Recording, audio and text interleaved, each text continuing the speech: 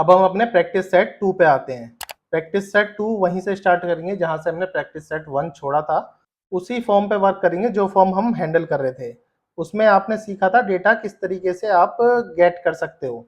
जैसा आप सभी को पता है, अगर आप कोई भी रिक्वेस्ट करते हो या फिर कहीं सर्वर से कोई रिस्पॉन्स मिलता है, जो भी डेटा ट्रांसफर होता है क्लाइंट से सर्वर और सर्वर से क्लाइंट, वो चंक के फॉर्म में होता है, क्योंकि डेटा के छोटे छोटे चंक बनते हैं। जब आप रिक्वेस्ट करते हो कुछ चीज़, वो चंक जाके सर्वर पे जाती है, सर्वर उसे कंबाइन करता है, फिर उन चंक के रूप में ही वो आपको क्लाइंट को वापस भेज देता है। तो डेटा ट्रांसफर करता है चंक के बेस में, ये आपको पता होना चाहिए। और आपको जो डेटा रॉ डेटा होता है वो बफर के रूप में दिखता है। तो उस रॉ डेटा को एज ए रीडेबल डेटा बनाने के लिए हम इस लेक्चर में हम सारे मेथड सीखने वाले हैं। तो इसमें भी वही सारे मेथड यूज होंगे जो मेथड मैं आज तक आपको सिखा चुका हूँ। तो ये भी आपका एक प्रैक्टिस सेशन ही होने वाला है। इसमें अब जितने भी मेरा लेक्चर था उसको एक रियल वर्ल्ड में किस तरह से यूज कर सकते हैं, जितनी भी चीजें मैंने पढ़ाई हैं उसी को मैं आपको बताने वाला हूँ। सबसे पहले डेटा को गेट करते हैं फॉर्म रिक्वेस्ट के थ्रू। ठीक है, इस तरीके का हमने देखो लास्ट लेक्चर में एक वो बनाया था नॉर्मली, और यहाँ पे हम कोई डेटा डालते थे, फॉर एग्जांपल मोहित, और यहाँ पे mohit-test.com। तो इस तरीके से फॉर्म सबमिट सक्सेसफुली हो जाता था, पर डेटा हमारा नहीं दिखता था। फॉर एग्जांपल मैं अगर इसे इंस्पेक्ट करके दिखाऊं, इंस्पेक्ट करने के बाद नेटवर्क टैब में देखते हैं और फिर वापस से इसमें लिखते हैं मोहित और इसके अंदर mohit-test.com, तो सबमिट करने के बाद डेटा सबमिट सक्सेसफुली का यहाँ पे आपको रिस्पॉन्स तो मिलता था। और जो पेलोड में जो डेटा था, यूजर नेम और ईमेल आईडी, ये डेटा आपको किस तरीके से मिलेगा। एज ए बैकएंड की बात करूं मैं, तो बैकएंड पे मुझे वापस भी तो इस डेटा को चाहिए। अभी आप फ्रंट एंड पे तो देख ले रहे हो पेलोड में, अब मुझे ये फ्रंट एंड बैकएंड पे को वापस करेगा, उस डेटा को मैं कैसे यूज करूंगा अपने पास। जैसे मुझे कुछ इस डेटा पे लॉजिक लगाना हो, या फिर डीबी में फाइल सेव करनी हो, या फिर अपनी एक नॉर्मल एक फाइल बनानी हो text.txt फाइल, उसमें सेव करना हो इस डेटा को, तो इससे कैसे करा जाएगा। तो ये प्रैक्टिकली एक एग्जांपल के थ्रू मैं आपको समझाने वाला हूँ। तो अभी जाते हैं हम अपना VS कोड पे, और यहाँ पे इस डेटा को ना देखो थोड़ा सा रिफाइन कर लेते हैं। यहाँ से देखो एक इफ के बाद मैंने एल्स में इफ हटा दिया। जो मेरा रीड डॉट राइट हेड है, इसको मैं एक ही साथ लिख सकता हूँ, बार बार मुझे लिखने की जरूरत नहीं। चाहते तो आप इसमें एल्स भी लगा सकते थे, एल्स लगा देता हूँ। एल्स के अंदर नॉर्मल अपना 404 एरर के दिखा के और 404 नॉट फाउंड करके यहाँ ऐसा दिखा सकते थे। या फिर चाहते तो इसको H1 टैग में दिखा देते हैं, इसको दिखा देते हैं H1 टैग में 404 नॉट फाउंड, यहाँ भी H1 में। तो ये वाला भी एक एक्स्ट्रा कोड लिखने की जरूरत नहीं है, इस तरीके से भी कर सकते थे, सेम ही काम आता हो। क्योंकि इसमें क्या होता, अगर सबमिट की जगह कुछ और लिख देते, कुछ और जाता, तो 404 नॉट फाउंड दिख जाता। इस तरीके से समझ लो। तो ठीक है, एरर भी हमने हैंडल कर लिया। अभी जो मेन हमारा मुद्दा है वो मुद्दा है कि हमें डेटा को डिस्प्ले कराना है अपने कंसोल में। कंसोल, इस वाले कंसोल की बात कर रहा हूँ, अपने इस टर्मिनल वाले कंसोल में, क्योंकि हमें उस डेटा को बैकएंड पे वापस चाहिए। जो फ्रंट एंड वाला हमें डेटा दे रहा है पोस्ट एपीआई से, वो मुझे बैकएंड पे वापस चाहिए। उसको मैं कैसे करूँगा, उसके लिए समझो। जो डेटा मिलता है हमें, देखो याद होगा आपको, सबमिट के उसमें मिलता है।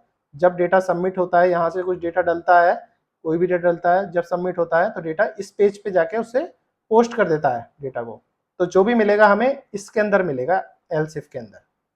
ये तो आप सभी को पता ही चल गई होगी। अब इसी के अंदर एक मैं लेट करके रख लेता हूँ, लेट यूजर डेटा करके एक वेरिएबल बना लेता हूँ। यूजर डेटा को एक नॉर्मल, अभी मैं एक एरे में, ब्लैंक एरे में नॉर्मल लिख देता हूँ, ब्लैंक एरे। ठीक है, हमने डेटा के लिए अपना एक वेरिएबल बना लिया। अब इस वेरिएबल को आपको मैंने पढ़ाया था इवेंट एमीटर, उसके थ्रू ही मैं समझाने वाला हूँ। रिक्वेस्ट डॉट ऑन करके मैंने पढ़ाई थी। जो हम कोई भी इवेंट परफॉर्म करते थे, लिसन करते थे, तो रिक्वेस्ट डॉट ऑन में करते थे। तो इस तरीके से समझो, request dot on. Request dot on में पहला था होता था इवेंट, जो लिसनर होता था, जैसे फॉर एग्जांपल मुझे डेटा को लिसन करना है, और दूसरे में होता था हमारा कॉल बैक। तो इवेंट डॉट ऑन से कॉल बैक में क्या है, कॉल बैक में मानो इस तरीके से कॉल बैक एक फंक्शन होता था, इसके अंदर मुझे चंक रखते थे। जैसे मैंने बताया था डेटा चंक के रूप में कन्वर्ट होता है, तो इधर से मुझे चंक मिलेगा। चंक से मैं यहाँ से मैं डेटा उठा सकता हूँ, कैसे, अपना यूजर्स डेटा से जो भी चंक मिलेंगे हमें एरे के फॉर्म में मिलते हैं चंक, वो हम पुश कर सकते हैं अपने एक वेरिएबल के अंदर, डॉट पुश करेंगे और चंक अपने इस वेरिएबल में पुश कर लेंगे। ठीक है, अब मैं यहाँ पे कंसोल डॉट लॉग लगा के और यूज़र डेटा इस तरीके से मैं दिखा सकता हूँ। ठीक है, इस तरीके से यूज़र डेटा हमें मिल जाएगा। चलो पहले निकाल के दिखाता हूँ मैं किस तरीके से आपको डेटा मिलेगा या नहीं मिलेगा, उसके बाद हम बात करते हैं। इतना के बाद नहीं मिलने वाला वैसे, बट मैं आपको थोड़ा सा डिटेल में थोड़ा सिखाना चाहता हूँ, तो इसलिए पहले मैं डेटा फिल करते हैं दोबारा से और यहाँ से करते हैं सबमिट। अब देखते हैं कि हमारा कंसोल पे कुछ आया।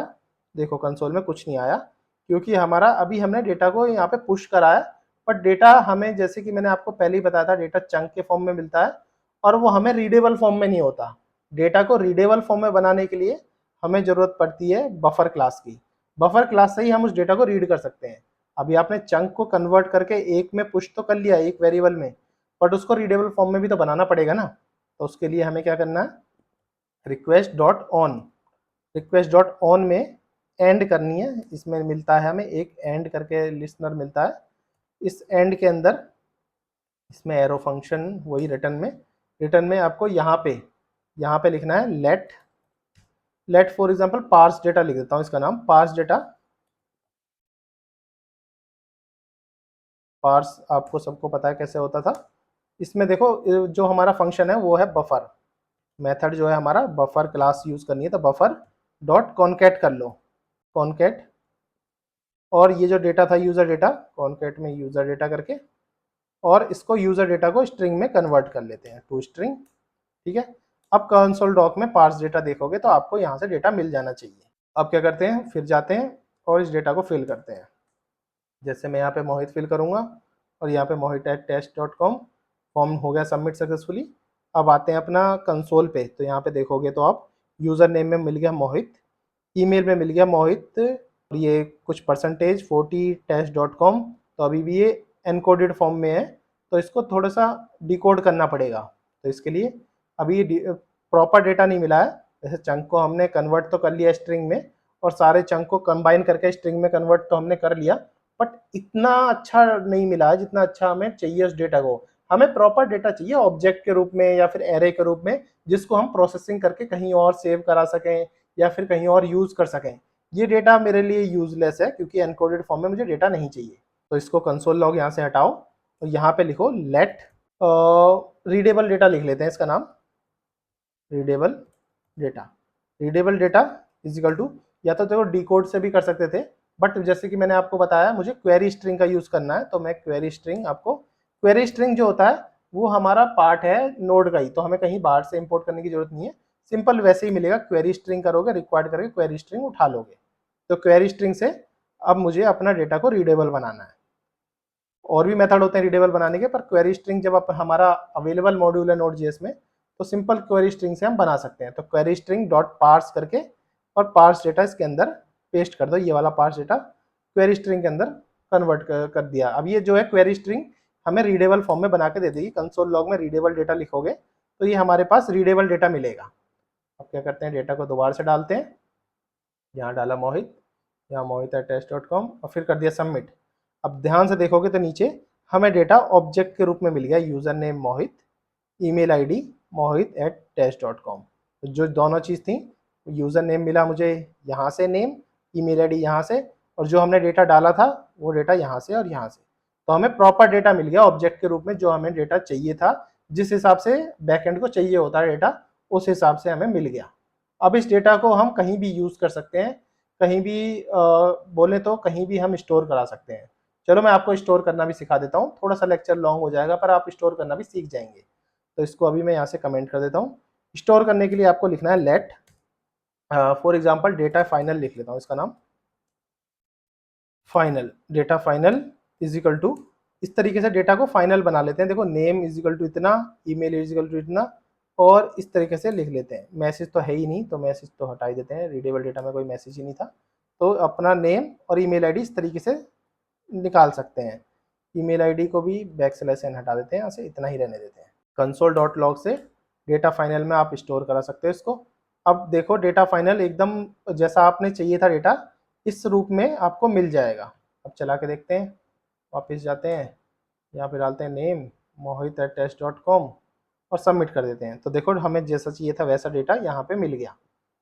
ये एक प्रॉपर डेटा है जो आप अपने हिसाब से रीडेबल अपने बना लिया इस तरीके से। रीडेबल डेटा डॉट नेम से ईमेल उठा ली, readable dot data dot name से नेम उठा लिया, रीडेबल डेटा डॉट ईमेल से ईमेल उठा लिया, और कंसोल में आपको इस तरह से आपने दिखा दिया। अब ठीक है, अब आप कह रहे हो कि ये तो आप कंसोल कंसोल खेल रहे हो, मुझे तो हमें कहीं इस डेटा को एक फिजिकल फाइल में स्टोर करके दिखाओ तो माने। तो ठीक है, कोई बात नहीं, एक यहाँ पे .txt फाइल बनाते हैं और उसके अंदर ही स्टोर करा लेते हैं। वो किस तरह से स्टोर होगा, जैसे आप लोग को मैंने आपको एफएस मॉड्यूल पढ़ाया था, इसमें कोई भी डेटा हम राइट कर सकते हैं, रीड कर सकते हैं, तो उसी हिसाब से इस डेटा को राइट और रीड करना सीखते हैं। तो इसको राइट ही करते हैं, रीड क्या करना, जब राइट कर सकते हैं तो रीड तो मैंने सिखाई दिया आपको अच्छी तरह से।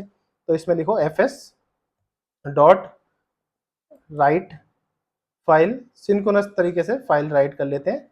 तो एक यूजर करके एक फाइल बनाते हैं, इस करके डेटा डॉट टी बनाते हैं, डाटा डॉट टी करके एक फाइल बनाते हैं, और इसके बाद जो भी डेटा था ये फाइनल यहाँ पे पेस्ट कर देते हैं।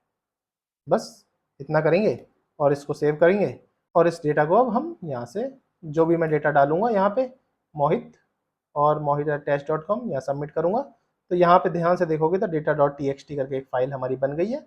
यहाँ पे आपको नेम और ईमेल आईडी इसे डिस्प्ले हो गई है। तो मतलब आप फिजिकल फाइल में भी इस डेटा को यूज़ कर सकते हो। नेम में अनडिफाइन क्यों आया है वो हमें चेक करना पड़ेगा। यहाँ भी नेम में अनडिफाइन आया, तो इसलिए हमें देखना पड़ेगा कि डेटा डॉट नेम से नहीं उठा पा रहे हैं या फिर क्या प्रॉब्लम आ रही है। तो यहाँ जाके देखोगे तो डेटा डॉट नेम नहीं था, डेटा डॉट यूज़र नेम था। तो यहाँ से नेम को बदल के यूज़र नेम करो। अब इसको सेव करो और फिर से डालते हैं डेटा। अब आपको एक फाइनल डेमो दे देता हूँ। mohit@test.com form submit successfully. Data dot T में जाओगे, देखो नेम में आ गया मोहित और ईमेल में आ गया mohit@test.com। इसी हिसाब से आप डेटा को किसी तरीके से भी यूज़ कर सकते हैं जैसा आप चाहेंगे। तो आई होप आपको ये प्रैक्टिस सेशन भी इजीली समझ आया होगा। मैं प्रैक्टिस सेशन इसलिए ज़्यादा करा रहा हूँ क्योंकि आप सबकी क्वेरी आती है, सर पढ़ तो हम कहीं से भी लेते हैं, हमें चीज़ों को प्रैक्टिस ज़्यादा कराओ कि कैसे कैसे चीज़ें काम कर रही हैं रियल वर्ल्ड में, और प्रोजेक्ट ज़्यादा बनवाओ, हमें लर्निंग ज़्यादा चाहिए।